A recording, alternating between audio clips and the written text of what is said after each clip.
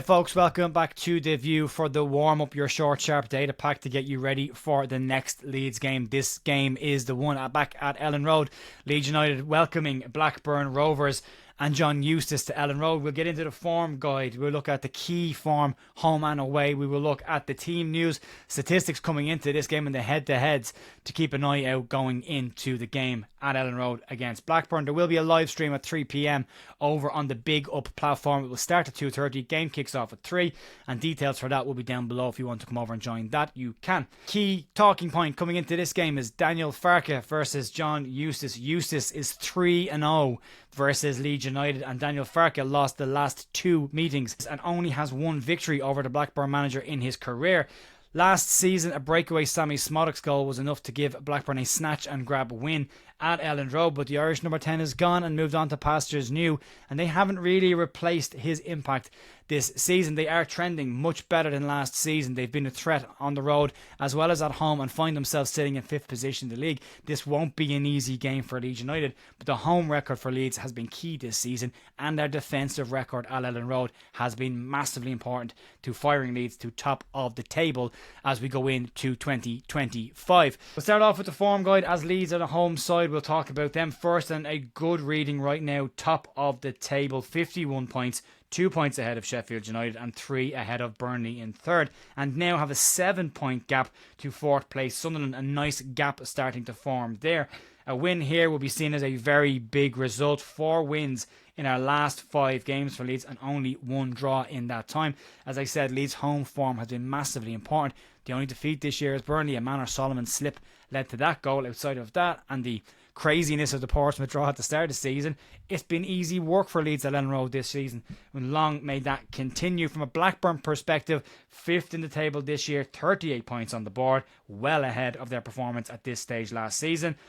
But we're on a good run before they hit a recent blip, but only have 2 wins in their last 5 games, none in their last 3 at all. The key form is always important to look at coming into these games, how Leeds are doing at home versus how Blackburn Rovers are doing on the road. And from a key form perspective for Leeds, it makes really good reading right now. Top of the pile in the home form standings. 29 goals scored in 12 games as well is incredibly impressive, and only conceding 6 goals in 12 games, 1 goal every second game for Leeds against them so far this year. Only 1 loss at home all season. From a Blackburn away perspective, 8th best away side in this league this season, and had 4 away wins on the bounce until a loss last time out. 10 goals in the 11 games, conceding 11, 4 wins and 3 draws on the road all season. They don't score an awful lot of goals on the road. They're averaging just under a goal a game, and they're conceding on average 1 goal per game on the road, so you would imagine Leeds will have enough to create at least 1 big chance in order to continue that run for them. For Leeds, it's going to be important to keep the door closed at the back. We know how to beat Leeds.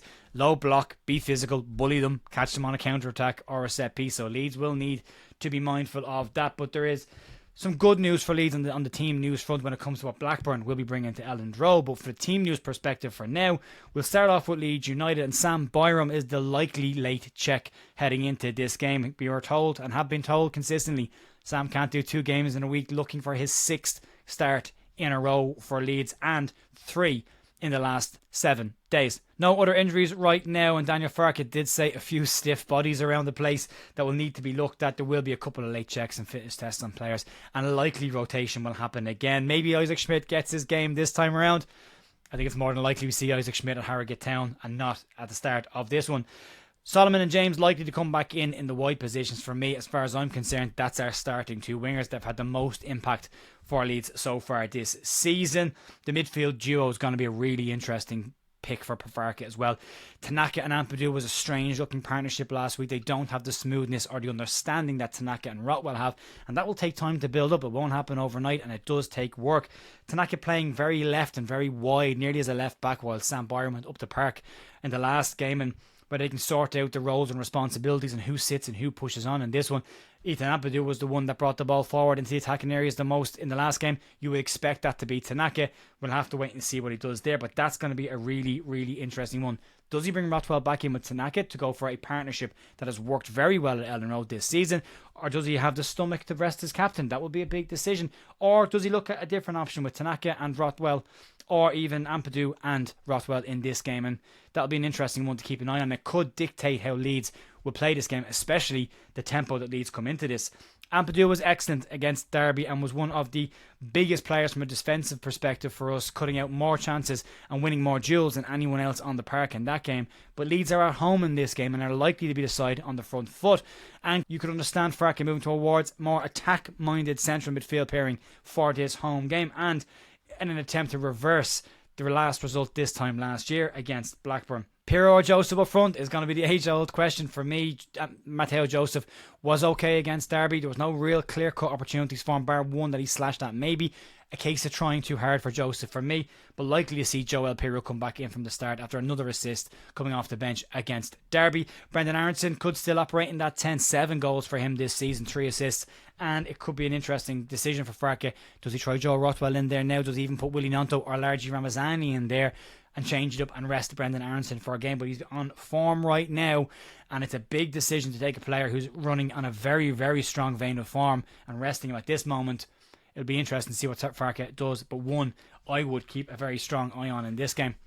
From a Blackburn perspective, they will be without several players coming into the game. They will be without Aaron Sigurdsson and Zach Gilsonen. Defender Scott Wharton, Harry Pickering and Hayden Carter are all out through injuries.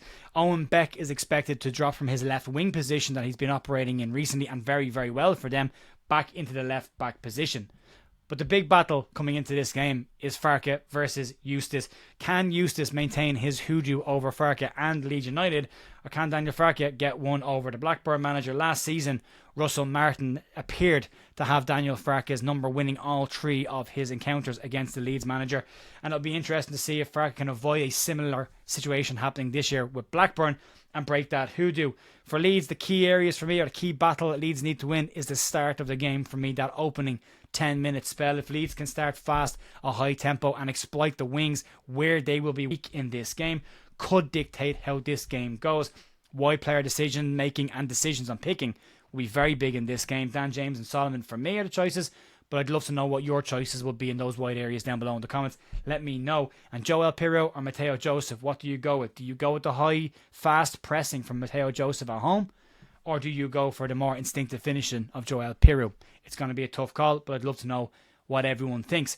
And then we got some statistics to keep an eye on coming into this game, and the run and the history between these two sides. Of the last 15 meetings between the two sides, none of those games have ended in a draw. Rovers winning their last 2 outings against Leeds. Rovers have won 4 of their last 7 league visits to Elland Road.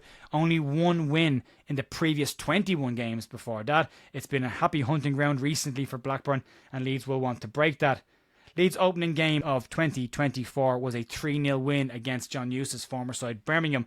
Could they do it here again? Last time that they had consecutive New Year's Day wins was 2012 and 2013. So Leeds might look to add another breakage of what's been broken records over the last couple of weeks, and it will be an important game for me. This is a big one. If Leeds can get 3 points in this game, for me, it's a big statement against a top 6 side and opens that gap. 6-pointer, I suppose, from that perspective. Leeds picking up 3 and them dropping 3. And then it'll be interesting to see what the other promotion favourites do. Sheffield United will be travelling to Sunderland in the evening kickoff on New Year's Day, and that's going to be a massive game. Sunderland at home, as we know, is not an easy match, and Sheffield United coming into their tough run of form. Burnley, West Brom and Sunderland and Watford over the Christmas period. Tough run of games for them, but Leeds have a chance to capitalise on that should they get a result. Burnley are the team that are keeping pace with everyone and sneaking up in behind everyone nice and quietly. No one's really talking about them, but Burnley, they will entertain Stoke at Turf Moor, which won't be easy either. Stoke can be a tricky side, and they'll have to start looking at picking up points on the road as well, Stoke. So possible that the results could go Leeds' way this weekend, and Leeds could extend their gap at the top of the table and start to pull away, which I think is what we all want to see as quickly as possible. Get that gap to the third side so we're not in that bracket. From a team sheet perspective, this is just my opinion. I think there will be some changes, but also I think some will stay the same. Backline for me stays the same. Melio will be in goal. Bogle and Byram, I reckon, will play right back and left back. Joe Roden and Pascal Stroke centre back. Both that pairing looking really, really strong in the last 2 games. For midfield too, I'm leaning more towards Ethan Ampadu and Joe Rothwell. Rest Tanaka again. Farken making the point about Tanaka not being used to so many games over the Christmas period as they have a break in Germany. So